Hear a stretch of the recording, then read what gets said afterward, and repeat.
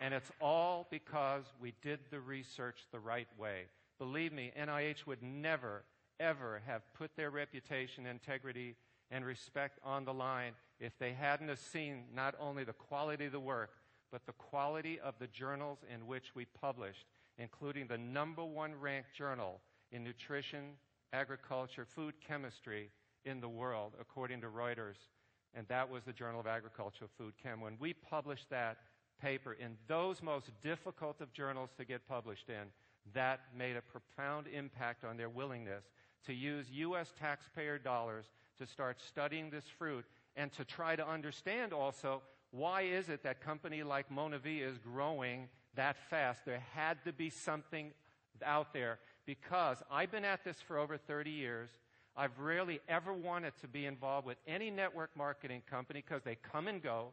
They all come, they have these big meetings, they get you all excited, you fill your garage full of product, and then 18 months later, they're gone. I've seen it hundreds of times, and it's never about the product. It's always about their compensation plans. All these promises they make, I've gone to some of those meetings. They make all these things where we've got this science and that, and I look at it, it's a book, it's unreferenced, it's about some guy who's got no pedigree, no knowledge of the field, and that's why they disappeared. So you can understand my skepticism when Dallin calls me and says, I have a network marketing company and I need this acai. We've looked at the research you've been doing. This is terrific. Can we use it? Can we share this information with people around the world? And I said to Dallin, I have only one thing to ask you. And this is out of my frustration knowing the network marketing industry. I need your commitment to support science. If you're willing to do that, you can have all this research that I've spent nearly 15 years working on.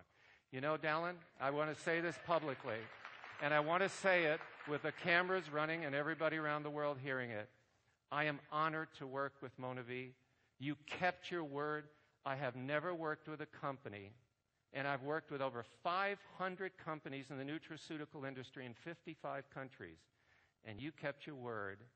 And you have been outstanding in supporting the research that we've asked needed to be done on acai and Monavie. Thank you. Thank you. Thank you very much. Thank you. Thank you.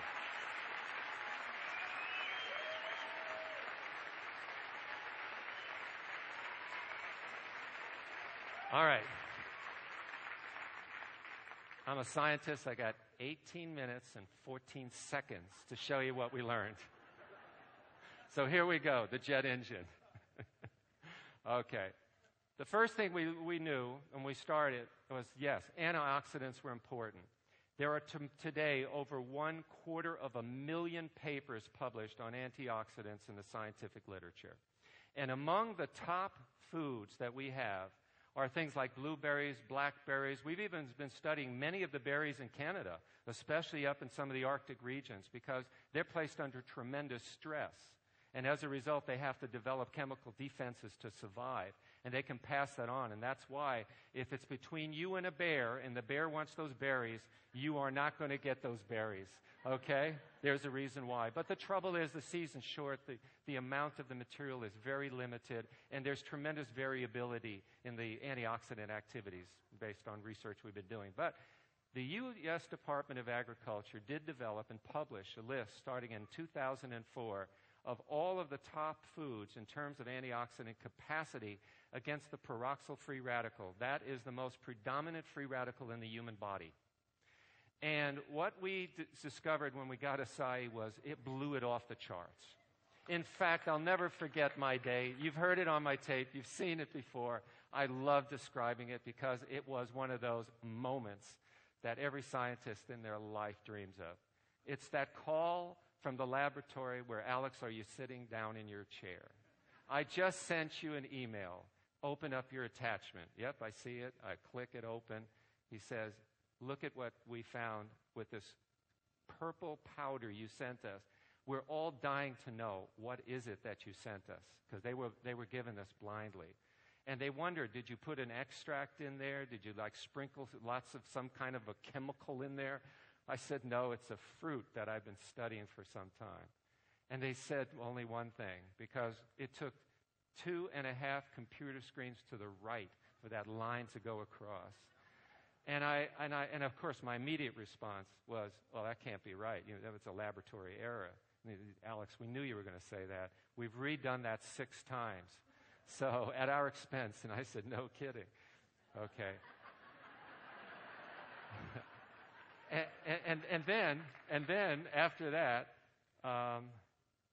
they said, Alex, we have only one request, okay? And I said, what's that? And they said, would you please be sure to put our name on the paper when you publish this? Now, when scientists, and this guy is world famous in antioxidant research, he was the head of the lab who called, I knew there was something very exciting here. If he's willing to put his name on the paper. In other words, he's willing to stake his reputation that this is true. But I'm a scientist, and science is about replication. It's about the ability to replicate the results, okay? Could someone else see the same thing in another laboratory who's also qualified to do the work? And so we sent it to the U.S. Department of Agriculture Research Services, because they're the world leaders in studying antioxidants in foods. And then I got a hold of Dr. Charlene Wu and Dr. Ron Pryor. Dr. Ron Pryor was the co-inventor of the Oxygen Radical Absorbance Capacity Assay, or ORAC assay. And I asked them, I'm going to send you some powder. They didn't know about the Boston results from Brunswick Lab. And they went ahead and they called me up and they said the same thing. Alex, can you be sure when you publish your results that our name's on your paper? Because they had never seen anything this strong. And of course, then they got excited and they started asking questions. And I said, gentlemen, I don't have a lot of answers right now, but I know we have something extraordinary here that's worth studying. And I could tell as I went from the University of California and different institutions that everybody started to say, Alex, you've got to keep studying this. There's something here that could be of profound value to human health. And that you're going to see probably published next year from these NIH papers. By the way, I am one of the co-authors of that paper that is going to be published. Okay. All right. Now, another thing, too, and probably why nobody else had discovered this. You see, it's much less expensive to spray dry it. Spray dry is just to shoot it in the air. It's done with heat, and then you expose it to oxygen. And you sort of like throw it in the air, and it's sort of the water content evaporates. That's a basic way of describing it. But when you spray dry it or sun dry it or use other methods, the antioxidant activity is very, very low. So there's nothing to catch your attention. It's when you lock it in, because in freeze drying we do it in a vacuum. And the reason why, again, knowledge is power, is because in fruits, particularly in the tropic, you have to degrade them very quickly. You have no idea how much is falling down on the ground in the equator, that area, every single moment, and day and night. And as a result, it would just pile up and go right out of the atmosphere. If there wasn't some mechanism for breaking things down quickly, we call those oxidases. They're enzymes that rely on oxygen to break down. And what we're doing is, in a vacuum, we're locking that in without oxygen, so the oxidases can't get stimulated, so we've preserved all that antioxidant activity. Do you follow? That's in your bottle. You see all that good stuff. Okay. So we can now compare all of these, foods. I mean, the good foods, these blackberries and blueberries and cranberries and all of those things, and we can compare them for moisture content so that we have a fair comparison.